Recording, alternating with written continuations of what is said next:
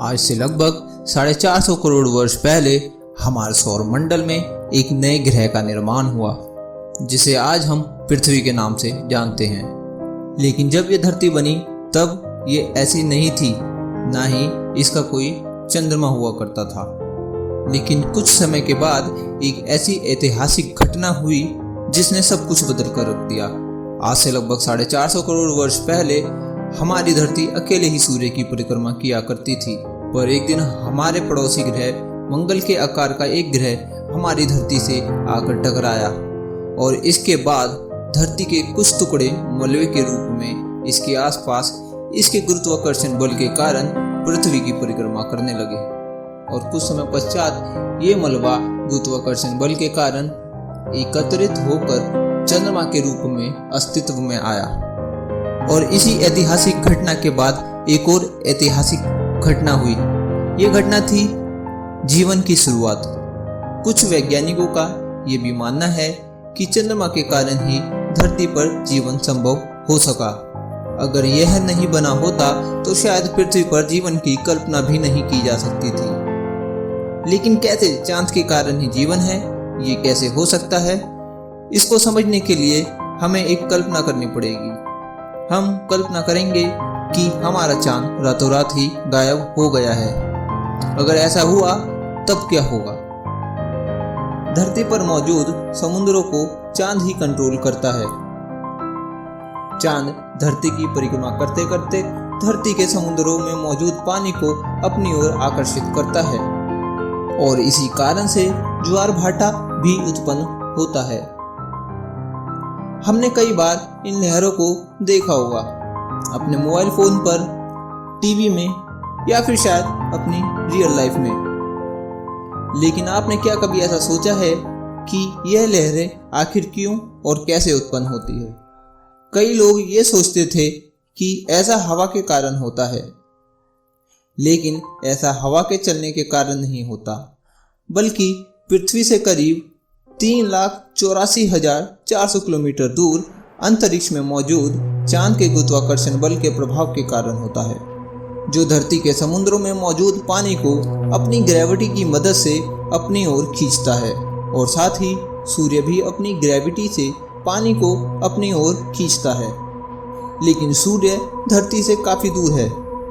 सूरज चांद की तुलना में पृथ्वी से 400 गुना अधिक ज्यादा दूर है। इस कारण से भी सूरज के आकार में बड़ा होने के बावजूद भी उसका प्रभाव बहुत कम ही पड़ता है। यानी कि चांद और सूर्य दोनों मिलकर धरती का पानी अपनी ओर खींचते हैं। चलिए एक कल्पना करके देखते हैं कि क्या हो अगर एक दिन चांद अचानक से गायब हो जाए।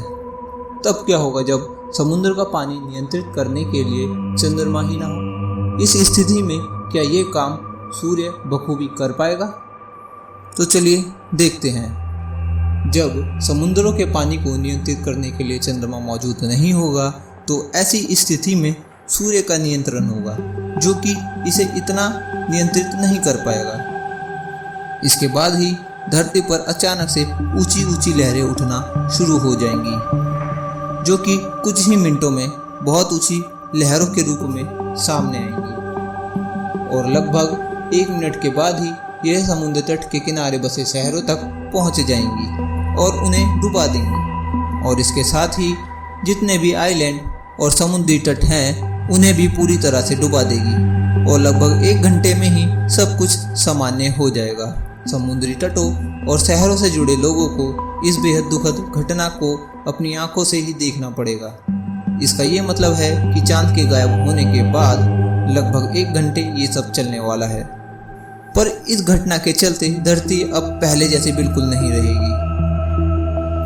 24 घंटों के बाद रात में चांद दिखा करता था, लेकिन अब चांद गायब हो चुका है। तो लोग आसमान में चांद को तलाश रहे हैं। इसके साथ एक और बहुत ही भयानक घटना घटित होने वाली है।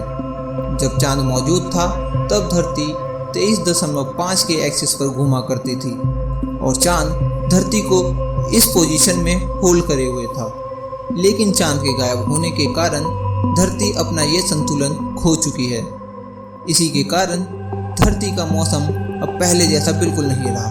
अब धरती पर ऋतुएं हर घंटे बदला करती हैं। जहाँ कभी धरती पर बहुत गर्मी हुआ करती थी, अब वहाँ अचानक से बहुत ठंड होने लगेगी और स्नोफॉल पड़ने लगेगी। जहाँ बहुत ज़्यादा ठंड पड़ा करती थी, वहाँ अचानक से भीषण गर्मी होने लगेगी। नॉर्थ पोल और अंटार्कटिका धरती के वे भाग जहाँ कभी हमेशा बेहद कड़ाके की ठंड पड़ा करती थी, वहाँ अब चिलचिलाती धूप निकलने लगेगी। और ये सब चांद के अचानक गायब होने के कारण ही हो रहा है। बिना चांद के सौरमंडल पर कोई प्रभाव नहीं पड़ने वाला और धरती अभी भी सूर्य की परिक्रमा वैसे ही करेगी जैसे किया करती थी। लेकिन चांद के बिना पृथ्वी अपने ही एक्सिस में डगमगा रही होगी और इसी के चलते अब धरती पर ऋतुएं समाप्त हो चुकी हैं। अब मौसम हर घंटे बदलता है। जहाँ पर मौसम अभी बहुत ही सुहाना और तापमान 18 से 20 डिग्री सेल्सियस के आसपास हुआ करता था, वहाँ अचानक से ही 50 डिग्री सेल्सियस हो चुका है। अब पृथ्वी का तापमान भी बड़ी तेजी से बदलता है। साथ ही धरती के अपनी धुरी से संतुलन खो देने के कारण अब धरती पर जगह जगह भूकंप आने लगे हैं और धरती पर मौजूद सभी ज्वालामुखी सक्रिय हो चुके हैं और उनमें विस्फोट भी होने लगे हैं। 36 घंटे के बाद सुबह का तापमान 50 डिग्री सेल्सियस था, लेकिन रात में तापमान अचानक से 0 डिग्री सेल्सियस हो चुका है। अब पीने योग्य सारा पानी जम गया है। अब तक 48 घंटे ही हुए थे। धरती की 700 करोड़ की आबादी में से लगभग 100 करोड़ लोगों की मृत्यु हो चुकी होगी और ये हमारी धरती के इतिहास की अब तक की सबसे बड़ी दुर्घटना होने वाली है। इसके बाद ही लगभग 5 दिन बाद चांद के बिना इस अजीब मौसम वाले ग्रह पर जीवन जीना बहुत ही कठिन हो गया है। कभी बहुत गर्मी तो कभी अचानक से सर्दी। अब मौसम हर घंटे बदलता है। दुनिया की सभी सुनामियों के कारण जलीय जीवन पर बहुत ही बुरा प्रभाव पड़ा है, जिसके कारण धीरे धीरे समुद्री जीवों का भी नाश होने लगा है और निकट भविष्य में इनकी जगह कुछ नए प्रकार के जलीय जीव उत्पन्न होंगे जो इस नए वातावरण में ही जीने के लिए बने होंगे। लगभग एक हफ्ते के अंदर ही धरती पे मौजूद सभी खाद्य पदार्थ खत्म होने लगेंगे और अब तक किसानों के लिए खेती कर अन्न उगा पाना बहुत ही मुश्किल हो चुका होगा। अब खेती सिर्फ वैज्ञानिक तकनीकों के द्वारा ही संभव हो सकेगी और ये आधुनिक तकनीक बहुत ही महंगी होने वाली है, जिसके कारण अब खाद्य पदार्थों की कीमत बड़ी ही तेजी से आसमान को छूने लगेगी। लोगों को इस अजीब से मौसम से बचने के लिए अंडरग्राउंड बेसमेंट की ज़रूरत पड़ेगी और लगभग एक हफ्ते के बाद में अब दिन और रात लगभग 3 घंटे के हो चुके होंगे, यानी एक दिन 6 घंटे का। जब चांद मौजूद था तो धरती की रोटेशनल स्पीड को कंट्रोल किया करता था और धरती की गोल घूमने की गति को कंट्रोल करता था और साथ ही उसे रोकता था, जिस कारण से धरती पर दिन रात 24 घंटे के हुआ करते थे। लेकिन अब धरती की रोटेशनल स्पीड या कह लीजिए घुमाव की गति वापस बंद हो गई है, जिसके कारण अब धरती की रोटेशनल स्पीड या कह सकते हैं घुमाव की गति वापस बढ़ गई है, जिसके कारण एक दिन बस 6 घंटे का हो गया है। यानी अब एक साल में 365 नहीं बल्कि 1000 से ज़्यादा दिन हुआ करेंगे। अब पहले के मुकाबले 24 घंटे में 4 बार सूरज निकलेगा और डूबेगा। धरती की सारी घड़ी अब बेकार हो चुकी होंगी और वैज्ञानिकों को अब एक नया टाइम सिस्टम बनाने की जरूरत पड़ने वाली है। अब 7 दिनों के भीतर ही 1 महीना बीत जाया करेगा।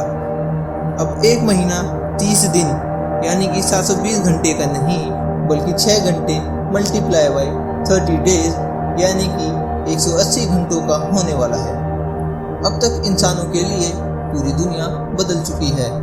इसके चलते इंसानों ने ऐसे वातावरण में रहना सीख लिया है।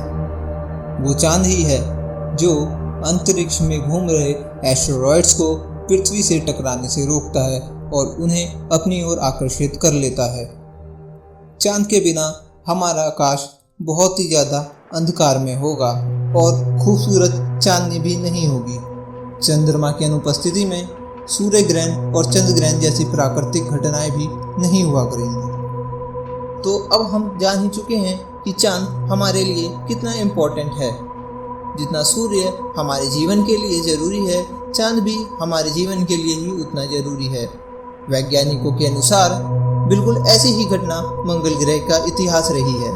वैज्ञानिकों को लगता है कि मंगल ग्रह का अपना एक चांद हुआ करता था और वहाँ भी जीवन हुआ करता था, लेकिन एक मरता हुआ तारा जिसे हम सुपरनोवा कहते हैं, उससे एक गामा रे निकली और उसने मंगल के चांद को पूरी तरह से नष्ट कर दिया और इसी के कारण से मंगल ने अपना संतुलन खो दिया और समय के अंतराल में वहाँ की कंडीशन इतनी खराब हो गई कि वह ग्रह रहने लायक बिल्कुल नहीं रहा और वहाँ जीवन पूरी तरह से विलुप्त हो गया। इसी कारण मंगल अपने एक्सिस पर बहुत ज़्यादा शेक करता है। तो अब आपके भी मन में ये विचार तो ज़रूर आया होगा कि क्या कोई मरता हुआ तारा हमारे पृथ्वी और इसके चंद्रमा के लिए तो खतरा नहीं है। वैज्ञानिकों के अनुसार ऐसा कोई तारा हमारी धरती के आसपास मौजूद नहीं है जो ऐसा कर पाए। हमारे सूर्य के बाद जो सबसे नज़दीकी तारा है उसका नाम है अल्फा सेंचुरी, जो कि धरती से 4.3 लाइट ईयर्स दूर है, जिससे कोई खतरा नहीं है और वो कभी मरेगा भी तो उससे गामा रे बर्स्ट नहीं निकलने वाली।